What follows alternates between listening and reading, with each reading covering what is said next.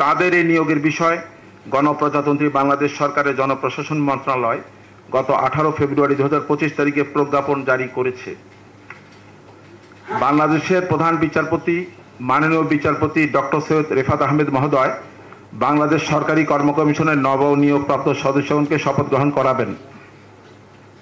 এই পর্যায়ে আমি বাংলাদেশের মাননীয় প্রধান বিচারপতি মহোদয়কে বাংলাদেশ সরকারি কর্ম কমিশনের সদস্য হিসেবে অধ্যাপক ডক্টর মোহাম্মদ শরীফ হোসেন, অধ্যাপক ডক্টর ফেরদৌস আরফিনা ওসমান, অধ্যাপক doctor ATM Farid Uddin, brigadier general অবসরপ্রাপ্ত মোহাম্মদ আনোয়ারুল ইসলাম পিএইচডি এনডিসি, জনাব মোহাম্মদ মুনির হোসেন, অধ্যাপক ডক্টর শাহনাজ সরকার এবং জনাব সাব্বির আহমেদ চৌধুরী মহোদয়গণকে শপথ গ্রহণ করার জন্য বিনীত অনুরোধ করছি।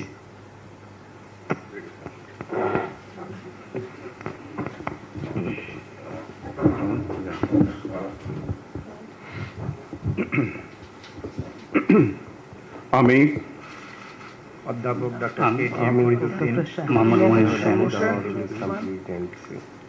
সরকারি কর্ম কমিশনের সদস্য নিযুক্ত হইয়া সশ্রদ্ধ চিত্তে শপথ করিতেছি যে আমি আইন অনুযায়ী ও বিশ্বস্ততার সহিত আমার পদের কর্তব্য পালন করিব। আমি বাংলাদেশের প্রতি অকৃত্রিম বিশ্বাস ও আনুগত্য পোষণ করিব। আমি সংবিধানের রক্ষণ, সমর্থন ও নিরাপত্তা বিধান করিব এবং আমার সরকারি কার্য ও সরকারি সিদ্ধান্তকে ব্যক্তিগত স্বার্থের দ্বারা প্রভাবিত হইতে দিব না।